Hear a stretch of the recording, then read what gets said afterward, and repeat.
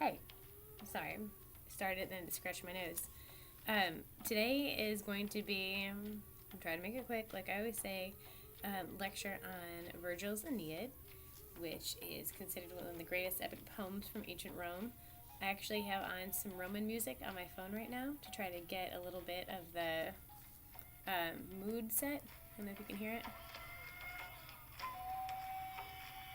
So, I just googled ancient Roman music, and that's what that is. Okay, so this is another very long poem, another epic. It deals with the hero Aeneas.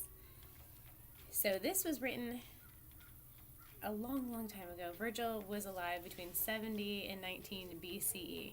So this, by the time Virgil passes away, we're only 20-ish years from around like the birth of Christ. So we're counting down toward that stage. Ancient Rome is where Virgil lived. This poem was actually composed for one of the emperors. This is for the Emperor Augustus. He asked for a poem. Ooh, that's a weird song. He asked for a poem. Maybe we won't do music. Okay, it's better. He asked for a poem that would show the magnificence and the mightiness of the Roman people, and rather than write straight up propaganda about the Emperor Augustus, Virgil told the story of the great Aeneas. Aeneas is someone who's kind of like the idea of like a perfect Roman. He had pietas, he had a very strong sense of duty, he believed in fate. He also could be a very stoic person. These are all values that were very important to the Romans. So this epic poem is pretty amazing. We're only reading 3 books. We're reading book 1, book 2, and book 4. I'm going to try and keep it at like a 5-minute summary per book. I just kind of go over some important passages. You should probably still read it or at least skim it if you can. If you can't sit down and read all of it, I get that it's really long. Just read some of the more important passages. Read maybe a summary on Shmoop. I don't do SparkNotes. I don't like SparkNotes at all, but Shmoop usually has pretty good summaries. Aeneas is a character that is not all good and he's not all bad either. So we definitely see that he has some wonderful attributes, but at the same time he ends up doing some pretty crappy things by the end of book 4, which we'll debate on the message board later. Okay, so book 1 is called Safe Haven After Storm.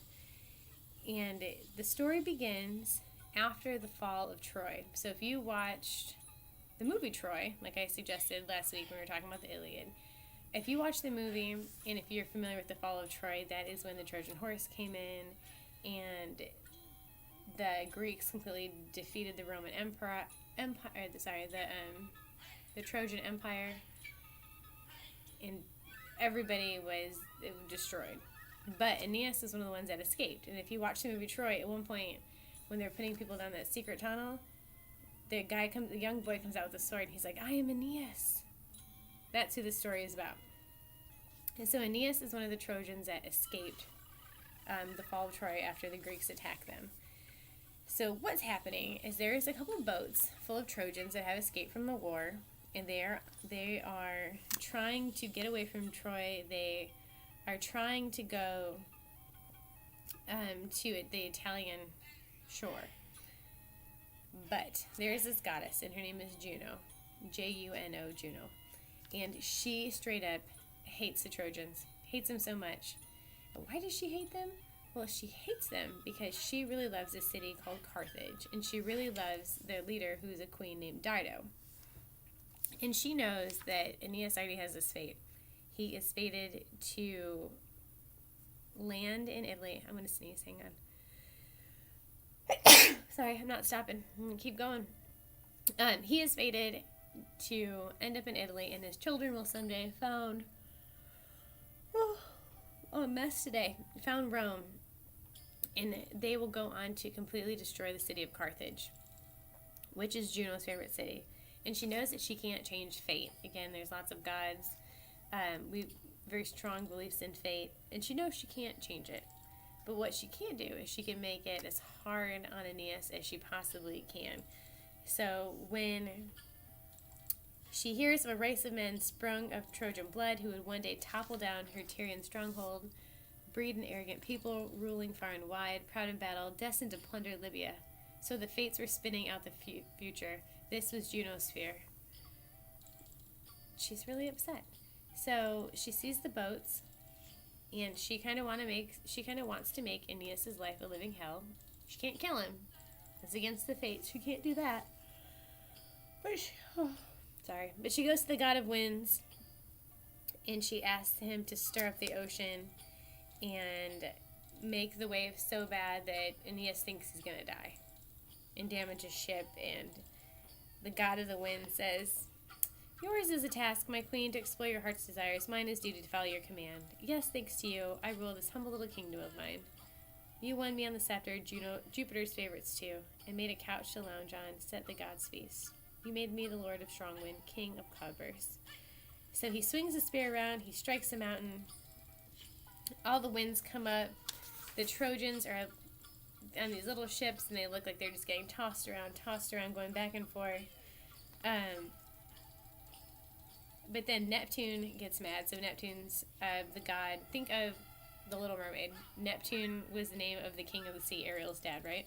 Okay, so Neptune gets pissed because he looks up and he's like, "What are you doing right now to my ocean? Everything is stirred up. There's winds blowing everywhere. There's waves crashing." So Neptune basically tells him to calm it down. He's like, "How dare you mess this up?" So after Neptune calms the sea, the ships end up at the shore, and some of the ships have landed in different places. I'm going to pause it. Actually, I'm going to fast forward this. I just want nice, quiet Roman music. This is better. Okay, so anyway, so a couple ships end up in different places, but Aeneas thinks that all his other shipmates are dead because they landed on the other side of the shore, so where he is. And he is upset, and he's crying out to his mother. Well, his mother is also a goddess, and we're noticing a theme in any of these texts. His mother is Venus. And so Venus cries out to the gods and asks them about Aeneas, and she says she wishes that his fate was still in order. She hopes that nothing bad will happen to him. And the king of the gods, Jupiter, assures her that his fate has not changed and that Romulus, flanked by his brother Remus, will make the laws. So she feels a little bit better because of that. So Venus comes down in the woods. And why does Venus not wear her regular clothes? I don't know. She likes to play kind of mind games with Aeneas. So when Aeneas is walking around the woods trying to find something to kill to feed his shipmates that are left, she dresses like a young Spartan girl. Everybody in this story is kind of crazy. She dresses like a young girl, and she talks to them, but she's in a disguise. It is Aeneas' mom who's a goddess, but she's in a disguise. So they talk for a while, and Venus gives them some advice, but again, she's in disguise. And she says, "Oh, if you go around the cape to the other side, there is a queen. Her name is Dido. She was married to the richest man, but her brother, dun dun dun, her brother poisoned her husband, and her husband died. His name was Sychaeus. His name was Sychaeus. Her brother poisoned him, and so she escaped, and she ran away, and she founded her new city of Carthage." So why does Venus want Aeneas to kind of hook up with Dido? Well, he needs boats, and he needs someone to take care of him. So as she gives him all this advice and tells him where to go, she turns away, and then Aeneas suddenly realizes that that's his mother, disguised. And he says, "Why, you two, cruel as the rest, so often you ridicule your son. Sorry, keep it on your toes. With your disguises, why can't we clasp hands, embrace each other, speak out, and tell the truth?" And Venus kind of waves him away. "Tis, go on, son." And when she does this, she puts a mist around him and his friend. So they are kind of like an invisibility cloak. So they're they're invisible. And so they walk through the city, and as they're walking into Carthage, no one else can see them. They see that there are some murals up that depict Troy, and so they feel good about that, right? We're in a different city, but even they have heard the stories of Troy.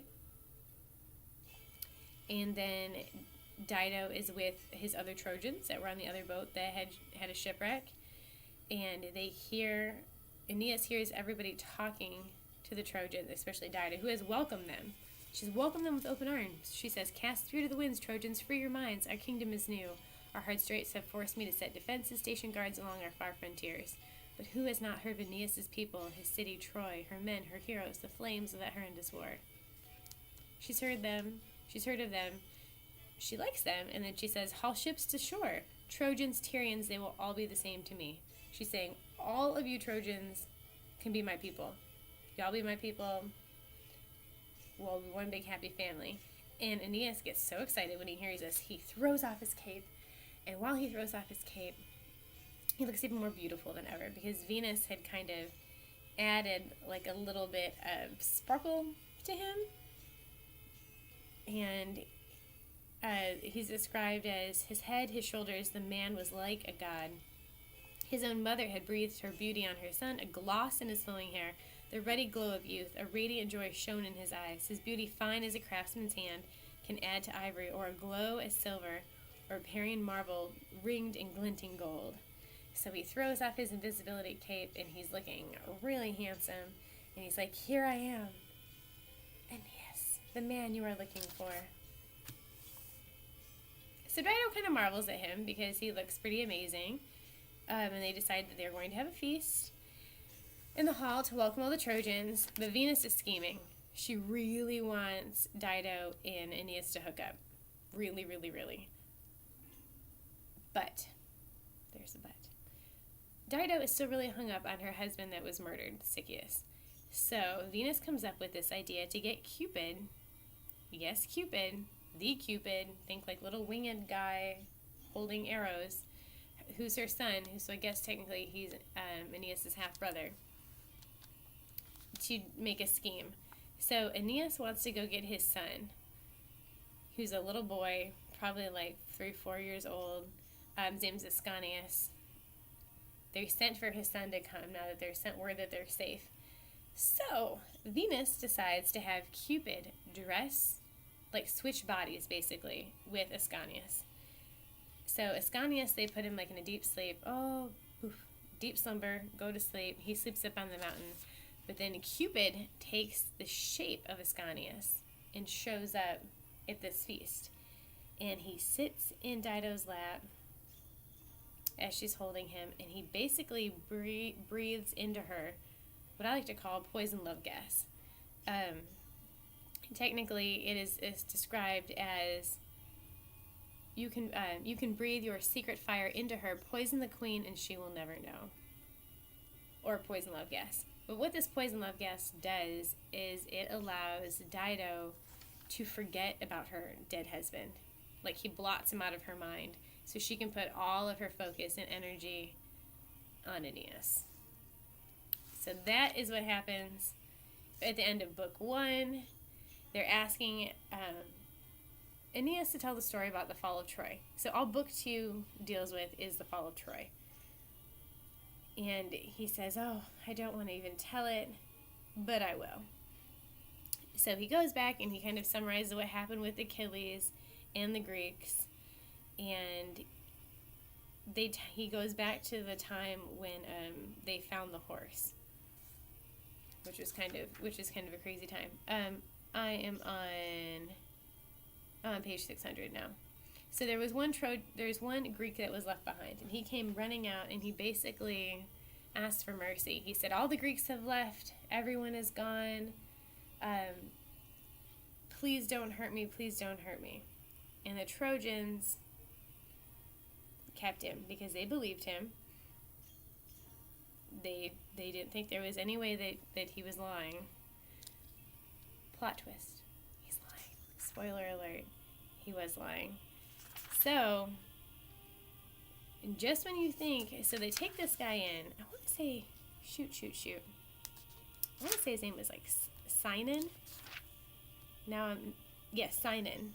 He was adept at deceit. With all his Greek cunning, lifted his hands, this is page 602, lifted his hands, just freed from their fetters, up to the stars and prayed, bear witness, you eternal fires of the sky, and you inviolate will of the gods. Bear witness, altar, and those infernal knives I have escaped, and the sacred bonds I wore myself, the victim. It is right to break my sworn oath to the Greeks. It is right to detest those men and bring to light all their hiding now. No laws of my native land can bind me here. Just keep your promise, Troy. And if I can save you, you must save me too, if I reveal the truth and pay you back in full. So they believe Sinon. They believe that he's been left behind and all the Greeks are gone. Well, the horse is left. And the Greeks, believing it would be a bad omen to reject it, or the Trojans, believing it's a bad omen to reject it, haul it back into the city. They break down part of their wall to take it in, and the walls were the only thing that were keeping the city of Troy safe. And who do you think went and opened up the door to get all the Greek soldiers out? Sinon. The same guy that just swore up and down that he was telling the truth and that he was going to be a Trojan. No.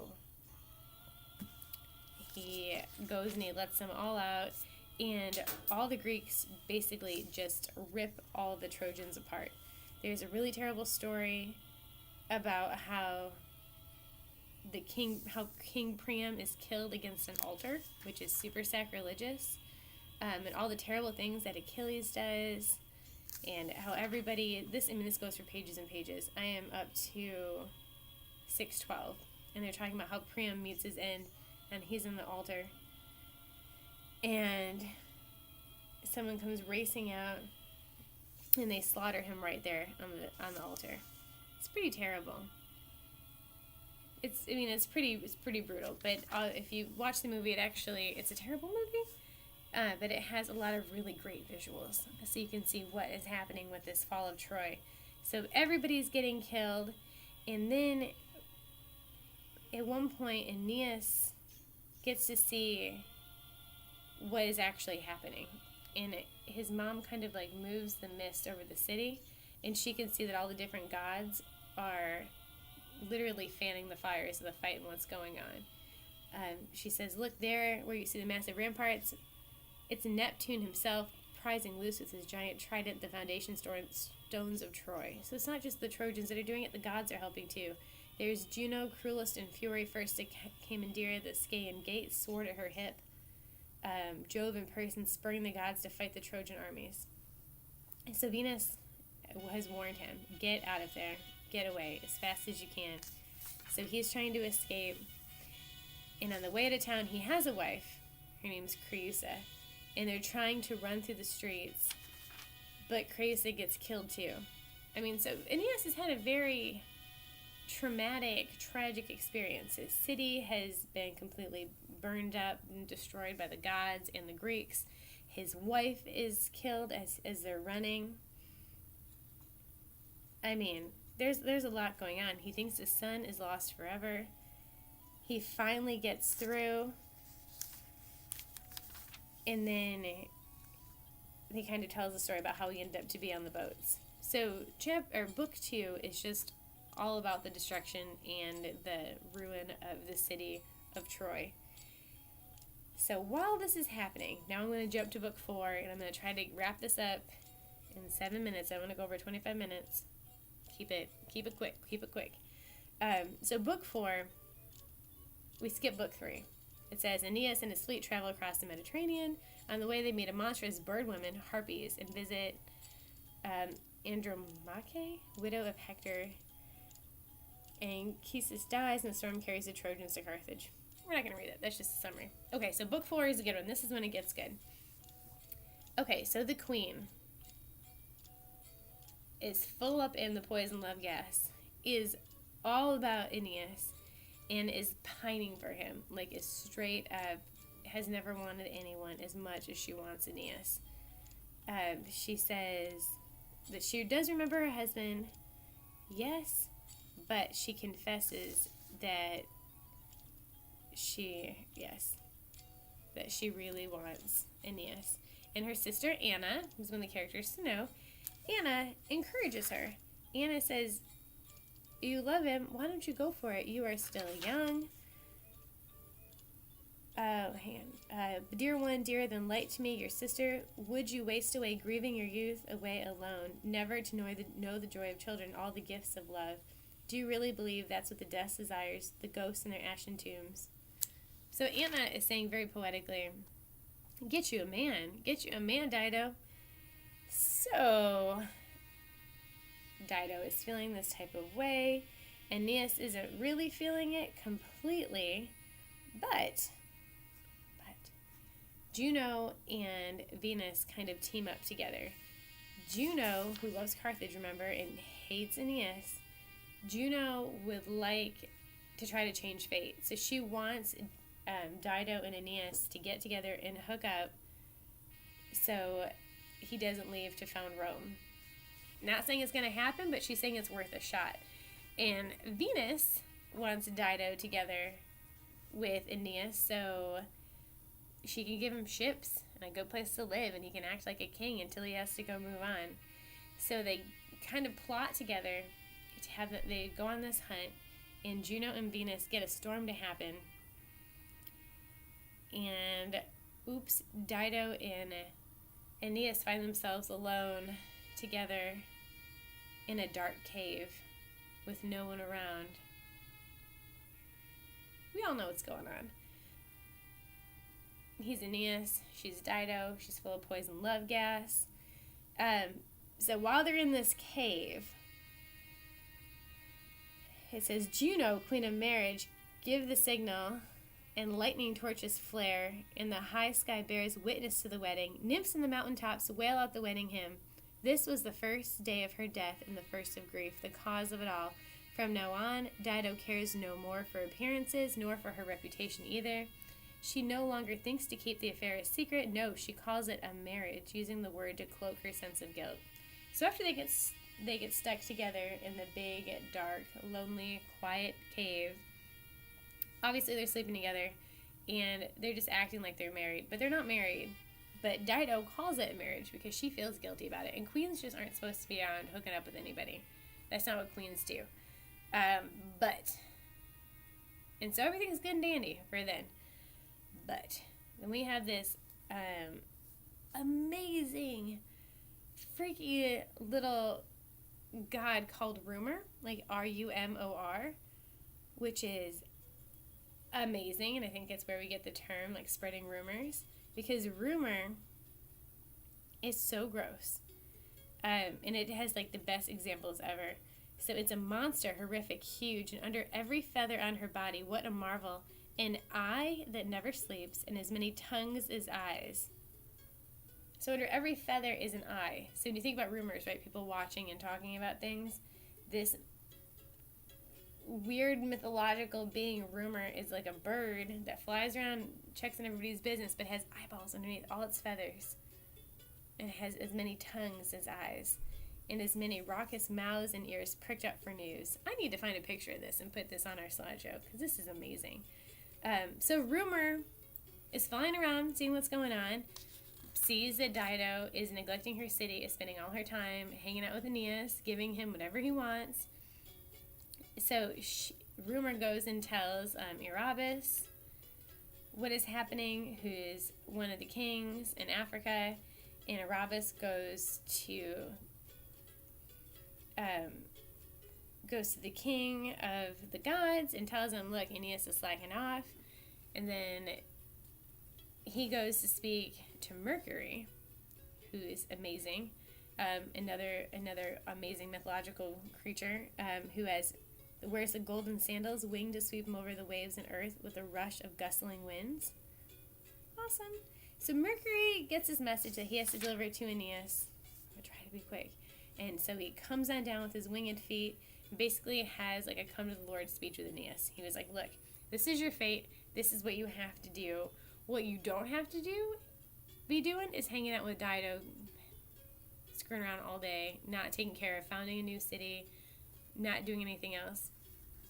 So Aeneas, he says, was truly overwhelmed by the vision, stunned. His hackles bristle with fear. His voice chokes in his throat. Okay, so he's kind of taken aback that he's getting yelled at. But because he is a true Roman and he has a sense of duty and he believes that he needs to do what he needs to do, but he's kind of a wuss at the same time, he starts making plans to just disappear at night. Because Dido will never notice, right? Yeah, but she does. So while he's trying to pack at night to leave, she loses her mind. She says, "So you traitor, you really believed you'd keep this a secret, this great outrage, steal away in silence from my shores? Nothing can hold you back? Not our love, not the pledge once sealed with our right hands?" I mean, she is really going off at him about this. And she is like, "You're going to let anyone just come here and wreck my city?" And then she even throws out that, "If only you'd left a baby in my arms, our child, before you deserted me." This is page 629. Some little Aeneas playing about our halls, whose features at least would bring you back to me in spite of all. I would not feel so totally devastated. But Aeneas here, he is kind of a punk. And he basically says, "We were never married. You called me your husband. I acted like your husband. You fixed my ships. Thank you very much. But I'm not your husband." He says, "I shall never deny what you deserve, my queen, and I'll never regret my memories of Dido, not while I can recall and draw the breath of life. I never dreamed that I'd keep my flight a secret, but nor did I once extend a bridegroom's torch or enter into a marriage pact with you. Thank you for all you've done, Dido, but we ain't married." So Dido, understandably, freaks out. Aeneas is packing up all his stuff, and Dido is very upset, and all these bad omens start happening. She goes to the altar, and I think she pours the wine and it turns black. She's feeling like all these, lots of foreshadowing here. She's feeling really bad, and so she gets her sister to help her make a pyre. And if you watch the movie Troy, you would see pyres. A lot of times they're like big wooden squares, and they'd actually burn bodies on pyres sometimes. Like they would stack bodies on the pyre, lay it on fire, and then go out to sea. And that way all the body would burn up and just the ashes go into the ocean. But like any good scorned woman, why is this flashing so much? Like any good scorned woman, Dido wants to build a pyre to light all of Aeneas' stuff on fire. Which, can you blame her? I can't. I would want to light it all on fire too. So she gets Anna to help her, and she gathers all of his things, and then it gets sad. So the pyre is built, his stuff is all on top of it. Dido climbs on top of the pyre and gets one of Aeneas' swords. Before anyone can stop her, she holds out the sword and she falls upon it. And basically the sword goes through her body. And her sister Anna comes running out. And she's clearly really upset. I'm still pretending like I stabbed myself. If we were in class, I'd have a big sword so I could show you how she impales herself on the sword. So she climbs on the pyre. This is page 639. She's not dead yet. She's laying there. Anna comes out, and Anna is so upset. She says, "Was it all for this, my sister? You deceived me all along? Is this what your pyre meant for me? This your fires, this your altars? You deserted me. What shall I grieve for first? Your friend, your sister, you scorn me now in death? You should have called me onto the same fate." So she's really upset. And the gods are having a hard time watching Dido suffering, since she's impaled herself with her sword. So finally, Juno, who loves her so much, she sends Iris down from Olympus to release her spirit, wrestling down a deathlock with her limbs. Since she was dying a death not fated, it's important, or deserved, no, tormented before her day in a blaze of passion. So she hadn't been committed to the afterlife yet, because this was not what her fate was supposed to be. So Iris, glistening dew, comes skimming down from the sky, and gilded wings, trailing showers of iridescence shimmering into the sun and hovering over Dido's head, and declares, "So commanded, I take this lock as a sacred gift to the god of death, and I release you from your body." With that, she cut the lock with one hand, and all at once the warmth slipped away, and the life dissolved in the winds. So we're at 28:55. Whew, 1 minute left. Okay, so those are books 1 through 4. So again, 1 is the story of Aeneas ending up in Carthage, going on the ship, talking to his mother Venus, meeting Dido. Book 2 is all about the fall of Troy, how it fell, how the Trojan horse came to be, what happened, the death of Priam. Definitely still need to read this though, don't just listen to me. And then book 4 is arguably the best one, I think, because this is the one where we talk about the relationship of Aeneas and Dido. So, I'll post this on the board. So what do we think? Do you think that Aeneas is to blame? When I teach this in class, sometimes we do like a mock trial, and I've had semesters where the students, we have a jury, where the students have declared that he was guilty, that Aeneas caused Dido's suicide by his actions. I think it's called intent to inflict emotional distress. He knew what he was doing. He knew his fate. He knew he had free will. He didn't have to pretend to be married to her. He didn't have to accept all the ships and to live in the palace and eat all the food. But he did it anyway, knowing that he could not stay. Or do you think that he's not to blame because this was fated, even though her death wasn't fated, but he had to stick to his fate because that's what the gods had scripted for him?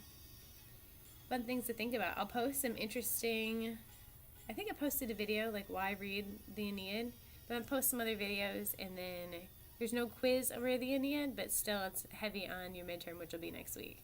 So good luck and enjoy reading.